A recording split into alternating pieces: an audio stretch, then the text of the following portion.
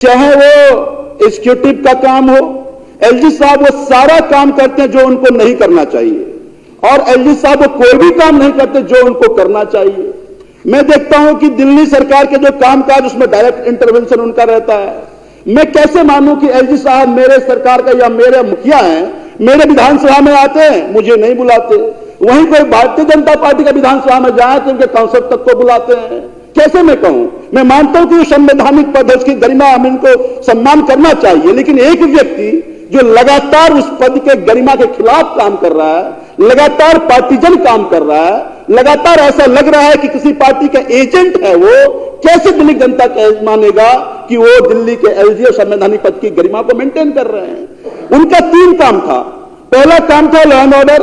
कल ही एक खान मार्केट में एक व्यक्ति को चाकू मार दिया, वो उसकी डेथ हो गई। आए दिन इस तरह की घटना हो रहा है। पूरा दिल्ली में हर गली में नशा बिक रहा है और नशे का शहर बनता जा रहा है। तरह तरह का रेप कैपिटल लोग कहने लगे। उस पर एलजी साहब का ध्यान नहीं है। डीडीए का जो काम है, आज डीडीए के कारण पूरा दिल्ली का जमीन अस्त व्यस्त है। कौन किसकी रखवाली करेगा, किसकी जिम्मेदारी पता नहीं चल रहा। एलजी साहब एक बार डीडीए की मीटिंग नहीं बुला रहे, किसी क्षेत्र में नहीं जा रहे। हमने जाकर उनको कहा था कि हमारे यहां डीडीए के इग्नोरेंस के कारण लैंड माफिया जमीन कब्जा कर रहा है। एलजी साहब ने अनसुना कर दिया। मैंने उनको जाकर कहा कि मेरे विधानसभा में एक ऐसा क्षेत्र है जहां हर घर में नशा बिक रहा है, मैं आपके साथ हूं, आप एक मुहिम चलाइए, आप पुलिस को कहिए, एक जगह अगर नशा के मुक्त कर देंगे तो पूरे दिल्ली में से जगह पूरे दिल्ली में शुरू कर सकते हैं। नहीं किया आपने। हाँ, कर क्या रहे? मैं जब कभी भी अपने पॉलिटिशियन के अधिकारी को फोन करता हूं, कहते हैं जी एलजी साहब की मीटिंग में हूं। भाई तुम्हारा क्या काम है, क्यों आप डिस्टर्ब कर रहे हो आप? तो वो सारा काम जो उनको नहीं करना चाहिए वो करते हैं, इससे दिल्ली सरकार के कामकाज डिस्टर्ब होता है। जो काम उनको करना चाहिए था वो काम नहीं करते हैं। मैं आज इसी बात को सदन के संज्ञान में लाना चाहता था और मैं बार बार एलजी साहब को मेरे निवेदन सदन के माध्यम से, आपके माध्यम से करना चाह रहा हूं। सदन के संज्ञान में जो मैं कल बहुत सारे अखबार में देखा, वो सदन के संज्ञान में लाना चाहता हूं, क्योंकि ये सदन के गरिमा के खिलाफ है। हम सब जितने भी चुने हुए जनप्रतिनिधि हैं, जिस सदन में दिल्ली के लोगों ने भेजा है, मुझे लगता है ये उसके विशेषाधिकार का भी हनन है। अध्यक्ष महोदय, कल हमने अखबार के जरिए जानकारी मिली कि माननीय एलजी महोदय ने ये जो आज दूसरे पार्ट का, जैसा आपने अभी कहा, हाउस शुरू हो रहा है, उसके बारे में विधानसभा को एक सूचना दिया है। मुझे लगता है कि ये सूचना हास्यास्पद है। जिस तरह की बातें मीडिया के जरिए आ रही है, एलजी साहब ने ये कहा है कि नया सेशन कन्वे नहीं हो सकता। पहली बात कि ये कोई नया सेशन नहीं है। आपने भी कहा कि इसका ये दूसरा पार्ट है और ये पहले भी हमेशा होता रहा है, कोई पहली बार तो नहीं है ये घटना। इसी सदन के सदस्य हैं, हमारे अपोजिशन के साथी हैं श्री विजेंद्र गुप्ता जी। विजेंद्र गुप्ता जी इस बात को लेकर कोर्ट गए थे और कोर्ट ने इस बात को नहीं स्वीकारा था। न केवल विजेंद्र गुप्ता जी, बल्कि इससे पहले भी देश के जो सर्वोच्च संस्था हैं, लोकसभा में भी रामदास अठावले जी इस बात को लेकर के 2004 में गए थे और इस बात को उन्होंने कहा था कि सेकंड पार्ट में प्रेसिडेंशियल एड्रेस होना चाहिए। उस बात को सुप्रीम कोर्ट ने नकारा था। तो मुझे लगता है कि इस तरह की उलूल जुलूल बातें जब एलजी साहब करते हैं, बात किसी व्यक्ति की नहीं है। एलजी एक संवैधानिक पद है और संवैधानिक पद की अपनी एक गरिमा होती है। तो इससे उस संवैधानिक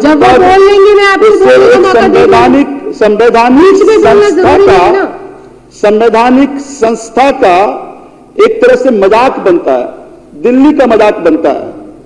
मैं इस बात को मानता हूं कि एलजी साहब को दिल्ली की समझ नहीं है। चलो, दिल्ली में नहीं थे, हालांकि एलजी किसी ऐसे व्यक्ति को बनना चाहिए जो दिल्ली की समझ हो, दिल्ली के बारे में जानते हो, दिल्ली के नेचर को जानता हो। चलो, उनको दिल्ली की समझ नहीं है, लेकिन संविधान की समझ होनी चाहिए। लेजिस्लेटिव प्रक्रिया की समझ होनी चाहिए।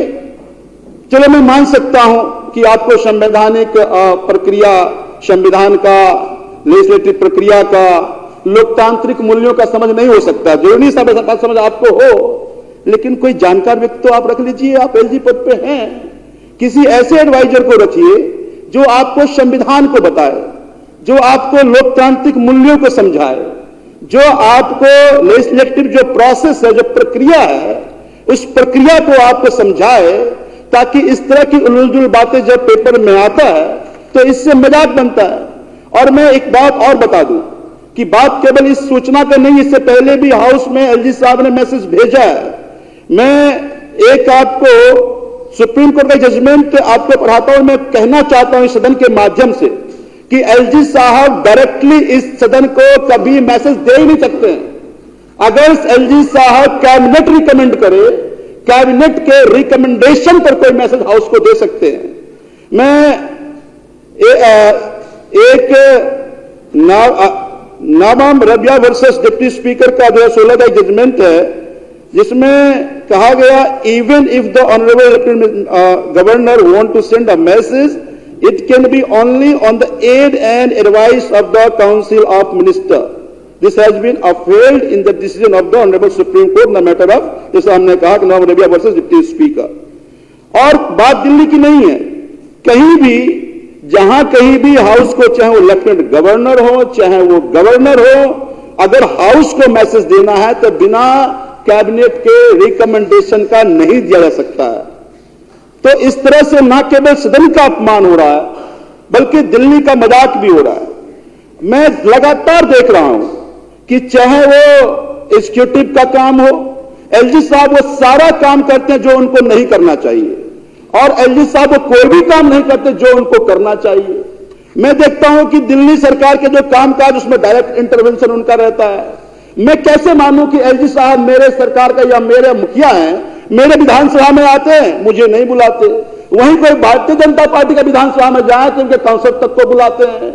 कैसे मैं कहूं? मैं मानता हूं कि संवैधानिक पद है, उसकी गरिमा, हम इनको सम्मान करना चाहिए, लेकिन एक व्यक्ति जो लगातार उस पद के गरिमा के खिलाफ काम कर रहा है, लगातार पार्टीजन काम कर रहा है, लगातार ऐसा लग रहा है कि किसी पार्टी का एजेंट है, वो कैसे दिल्ली जनता मानेगा कि वो दिल्ली के एलजी और संवैधानिक पद की गरिमा को मेंटेन कर रहे हैं। उनका 3 काम था। पहला काम था लॉ एंड ऑर्डर।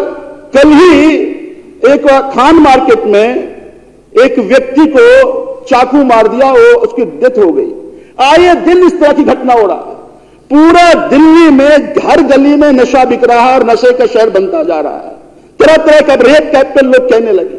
उस पर एलजी साहब का ध्यान नहीं है। डीडीए का जो काम है, आज डीडीए के कारण पूरा दिल्ली का जमीन अस्त व्यस्त है। कौन किसकी रखवाली करेगा, किसकी जिम्मेदारी पता नहीं चल रहा। एलजी साहब एक बार डीडीए की मीटिंग नहीं बुला रहे, किसी क्षेत्र में नहीं जा रहे। हमने जाकर उनको कहा था कि हमारे यहां डीडीए के इग्नोरेंस के कारण लैंड माफिया जमीन कब्जा कर रहा है। एलजी साहब ने अनसुना कर दिया।